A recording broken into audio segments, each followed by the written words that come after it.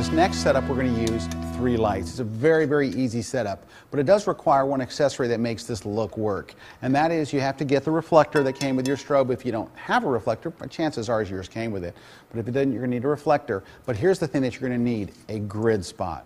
So why do you need these two? Well, first off, this one's going to help focus the light. Now, if you just have a bare bulb light like we have back here, the flash is just going to go everywhere. It has no direction.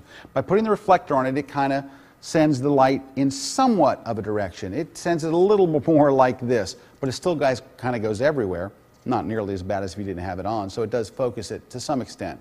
But this baby right here, this honeycomb grid spot, what it does is it sends the light in one direction. It just pops right inside of here. Now, I'm using an Elechrome version of this. Depending on which strobe you have, yours may attach over the top, it may clamp on the top, you may have to tape it on. It just depends on which brand and make and model that you use. But in this case, they just snap right in and out. And they'll have different degrees, and the lower the number, the degree, the tighter the beam is going to be. So a 20-degree grid spot will give you a narrower beam than a 30-degree or a 40-degree. So once you pop this in here, we're going to pop this on the backlight. We're using 2 backlights. We're using one on the left, and so the subject will stand here. We're using one on the left and one on the right. In a minute, we're going to bring Mark in, and we're going to shoot very, very popular look, which has a rim light. So there's going to be a bright light on this side of his face, a bright light on this side of his face. We're on a black background, and that bright light's going to kind of remove him from the background. And then we're using this front light not really as so much of a main light, as a fill light. So the back's going to be very, very bright, and then we're going to bring in just a little bit of fill on the front to kind of fill it in. And I have it off to one side, so again, I'm getting directional light. So I'm going to have shadows on this side of his face. It won't all be in shadow because we're using a nice big softbox, but somewhat. So let's go ahead and attach this to the grid back here. Just going to attach this to the light, and then we'll turn the little lock so it stays on here. Something like that. All right, so now our grid spot's in place. So what you're going to need to do is let me have Mark come into the set, and we're going to have you stand right here, Mark. All right, now, what I want to do is I can kind of use the modeling lights. Let me turn this one on back here. So modeling lights are these little lights in the back that kind of help you see where the light's going to go. They don't entirely let you see, but they kind of give you an idea where the light's going to fall. So just by looking at this, you can kind of see the lights on one side of his head, on one side of the other. If I didn't use a front light, all you'd have is very, very bright Mark. Now, this is also actually a good technique to go ahead and build your lights in stages. We can turn the front light off if we want, not have it fire at all, and then I can just see what's happening. So I'm going to go ahead and do that. I'm going to turn off the front light. I'm just going to let the back lights fire. Let me just go around here and just turn it off here. I'm actually just going to flip the power button to off. So now the front light's not going to fire, and then all I really have to worry about is aiming these two so it skims the side of his face. Now, settings in the camera. I'm shooting in manual mode because I'm with a strobe. Let's take a look at what my settings are. I'm at 125th of a second, which is a good safe starting place for your shutter speed. And you're not going to change your shutter speed very much at all because your shutter speed really doesn't affect the strobes very much. It will affect like ambient light, but we don't really have much ambient light in here. So an ambient light just means the light that's already in the room light or whatever. What is going to affect everything is your aperture. So we set the shutter speed and kind of forget it. So let me just take a look and take a test shot of Mark right here. Very good, right into the camera. All right, if you take a look at the shot here, we have pretty much what I'm looking for. Now, there's a little bit of highlight clipping. If you notice on either side of his face, there's a tiny bit of highlight clipping. Well, the idea behind this particular look is really, really bright. If I have a tiny little bit, it doesn't really bother me that much.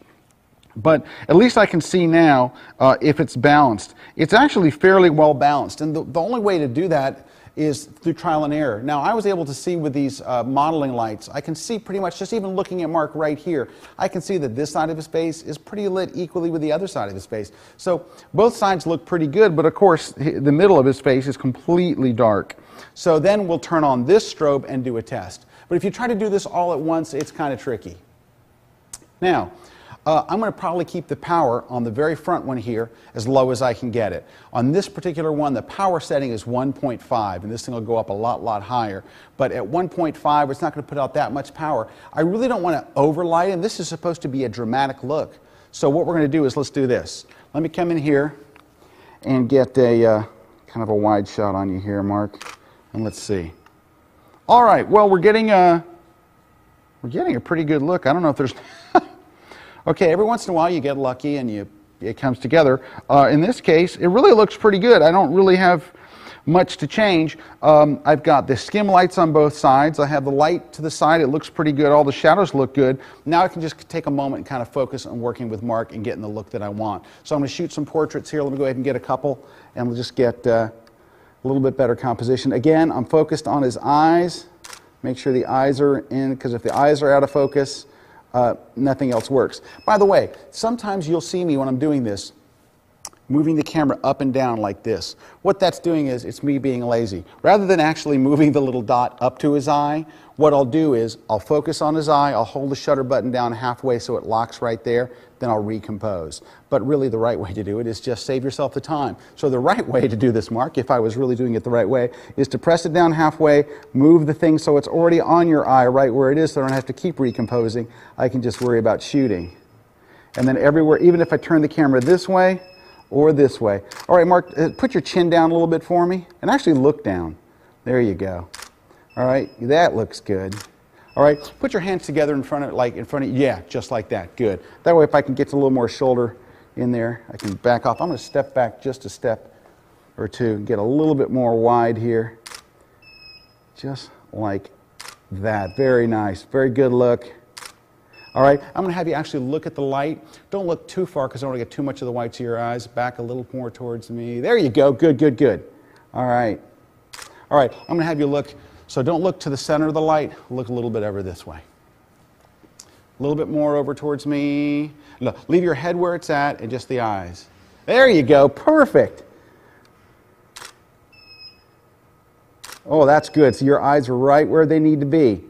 All right, if you take a look at his eyes, don't move. Can you hold that pose again? Take a look at where his eyes are. We're just seeing a little bit of the whites of it, and that's what we're looking for. Now, look a little, without moving your head, Mark, go ahead and look a little further. See all the whites right there?